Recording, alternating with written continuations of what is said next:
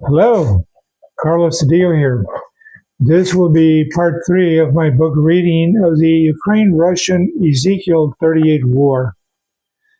In my last video, I explained how the prophetic wars of Ezekiel 38 are now unfolding there in the Middle East with the Ukraine-Russian-US war, the Israeli-Iran war, and I also talked about the global upheavals being produced by the four horsemen of apocalypse. And I think many were elated when I talked about the grand wedding that will be taking place in the halls of heaven, where many believers will be getting married to Jesus, the Son of God. This happy event will occur shortly after Jesus' return to earth. This wedding and other of these beautiful surprises that God has in store for us will give us hope and resilience to endure the wars and turbulent days of the end time, which we are now experiencing. Okay, so here we go with the reading of part 3. Brace yourselves as we will be talking about the deepening threat of nuclear war with Russia. And I'll start over here with episode 6. Will Russia take us to DEFCON 1 and thermonuclear war? Okay, that's the title on that one. And let's start on that. This part starts with a question. How is it possible there could be a nuclear war? Does the Revelation Ezekiel narrative include a nuclear scenario? Answer. I wish you hadn't asked me that, but yes, the book of Revelation speaks of a great city, nation in parentheses, upon many waters that shall be judged and destroyed with fire in 1 hour. The 1 hour time period is repeated 3 times, so that indicates an actual 60-minute time segment. 2,700 years ago, at the time of the author of Revelation, it would have been virtually impossible for any military power to destroy a city, much less a nation, in 1 hour. However, today, in the 21st century, we have the capacity with nuclear weapons to destroy an entire nation in 1 hour or less. Okay, so now we'll skip over to another section. Remember that I'm just reading portions of the book. If you want the whole enchilada, you can acquire your own copy on Amazon. This title is Russia Threatens Nuclear War on U.S. Preposterous. And of course, it would seem that a nuclear strike on the U.S. by Russia would be a preposterous proposition if it were not for that Revelation account of a nation being destroyed in 1 hour in what appears as a de facto nuclear attack. And also the present U.S.-Russian crisis, where the global media is daily bombarding us with the possibility of a nuclear attack on the U.S., fostered, they say, by Putin, who believes the U.S. passed the red line by pushing for Ukraine to join the NATO alliance and is now going after Finland and Sweden. Note, Russia believes the U.S. broke their promise from October 1990 when James A. Baker, Secretary of State, said, "There will be no extension of NATO's jurisdiction for the forces of NATO 1 inch to the east." Since then, they have absorbed nearly a dozen more countries into the NATO alliance.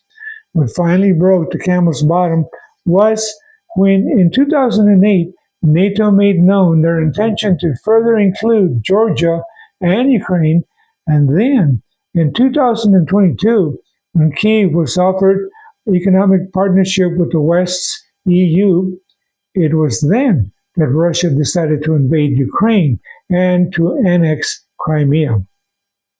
And there's a link below the statement to give more information. Okay, we'll keep on going to the next subtitle.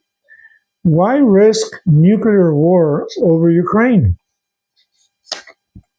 This little strip of country west of Russia is not a vital strategic interest for us, so why risk a terrible nuclear war over it? I mean, it's not even in our global neighborhood. The U.S. may think of itself as a benign hegemony, that it has to go in there and protect this poor little country from that big Russian bully. However, it's coming to the surface that Russia was not planning to invade Ukraine, at least not until the US and NATO tried to integrate it into the West. In one of John Mearsheimer's speeches on the Ukraine war, he stated, Putin's actions should be easy to comprehend. A huge expanse of flat land, Ukraine in parentheses, that Napoleonic France, Imperial Germany, and Nazi Germany all crossed to strike at Russia itself. Ukraine serves as a buffer state of enormous strategic importance to Russia. No Russian leader would tolerate a military alliance that was Moscow's mortal enemy until recently moving into Ukraine. Nor would any Russian leader stand idly by while the West helped install a government there that was determined to integrate Ukraine into the West. Okay, let me read that part again. No Russian leader would tolerate a military alliance that was Moscow's mortal enemy until moving into Ukraine. Nor would any Russian leader stand idly by while the West helped install a government there that was determined to integrate Ukraine into the West. And there's a link below to get more information on that statement. The above quote also reveals why Russia would consider it an existential threat if the U.S. were to try and incorporate Ukraine into their NATO alliance, and why they have put their armed forces on nuclear alert. Moving on, going to another subtitle. Do we want nuclear war with Russia? It is believed that what we're seeing is a proxy war where the U.S. is truly the one calling the shots in the Ukraine war with Russia.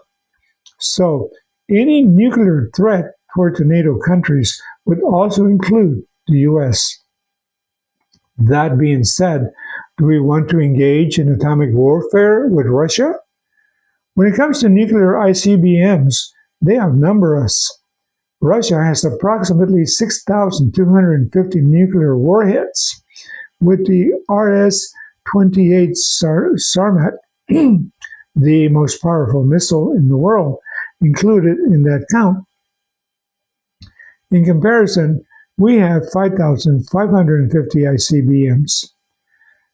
The fact is, if we were to attack Russia first, even with less missiles, they would immediately retaliate. And even if we were to win the first hour of the nuclear exchange, we would surely lose several of our major cities in the horrible nuclear blaze. Now, I live in one of those big American cities, and I don't want my life and my family's and my friends' lives to end in such a horrible atomic inferno. Question: how real is the nuclear threat? Answer: I'll answer your question with another question. How real was the Cuban Missile Crisis of 1962? In mid-October of that year, Russia had secretly placed nuclear missiles on the island of Cuba, which is practically our back door. President Kennedy threatened Russia with a nuclear response if he did not remove his missiles from the island that was only 90 miles off the coast of Florida.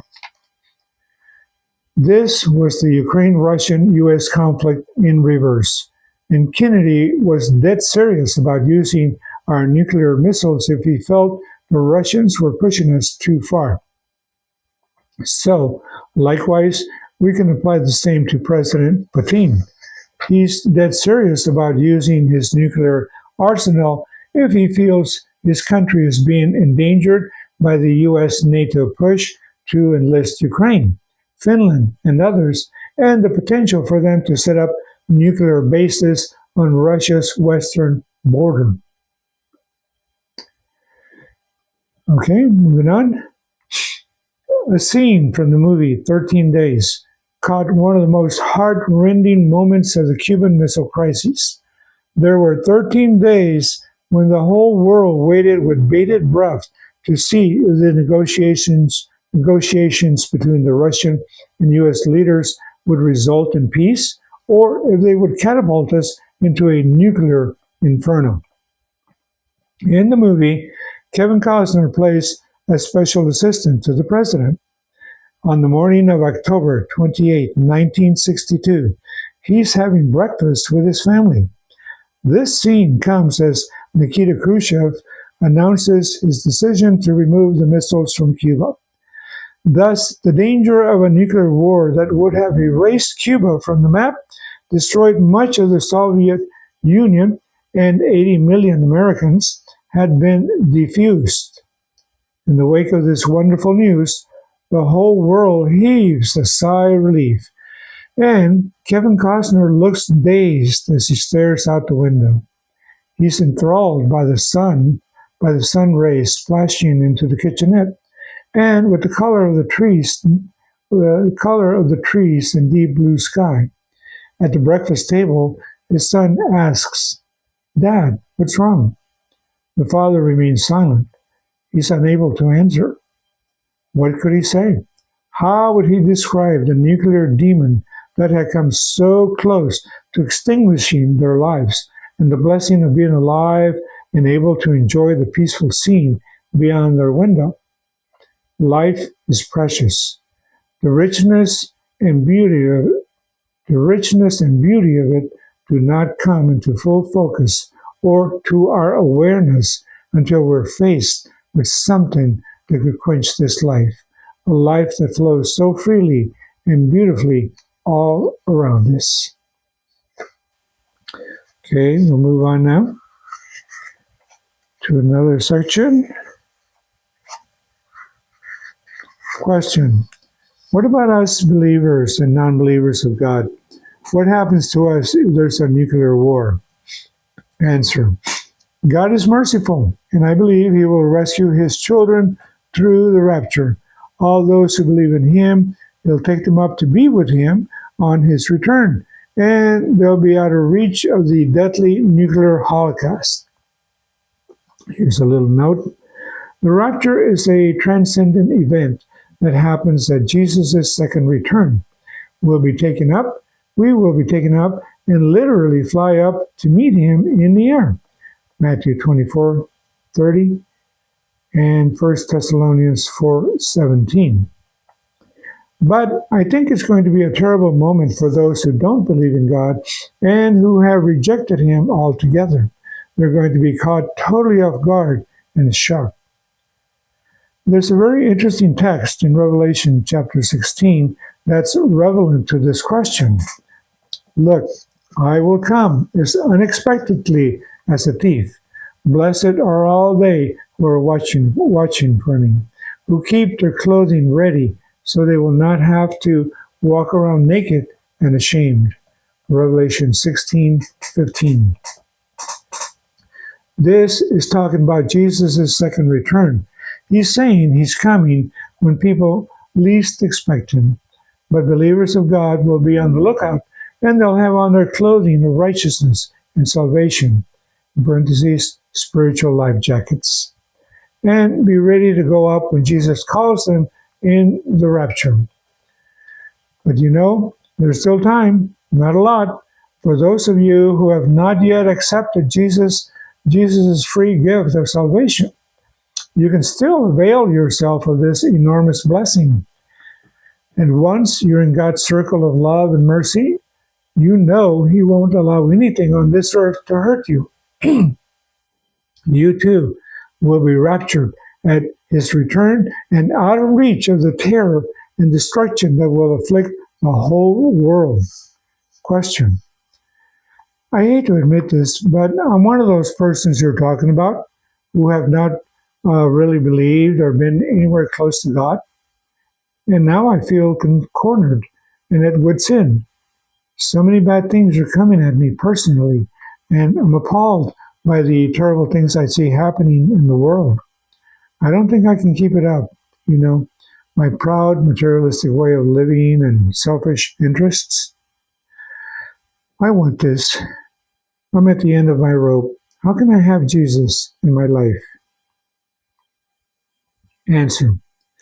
As I told Tricia earlier in this writing, all you have to do is believe. Believe in Jesus and that he gave his life on the cross for you. Question. Yes, I can do that. I want to. But isn't there something more I'm supposed to do? Shouldn't I do some good deeds first or try to undo all the bad things I've done? Answer. Well, maybe. But this is something you can't earn through your own personal effort or works. His sacrifice on the cross paid for your salvation, and now he offers it to you for free. All you have to do is believe and receive it. Ephesians 2:8-9. Would you like to pray right now and ask Jesus to come into your life?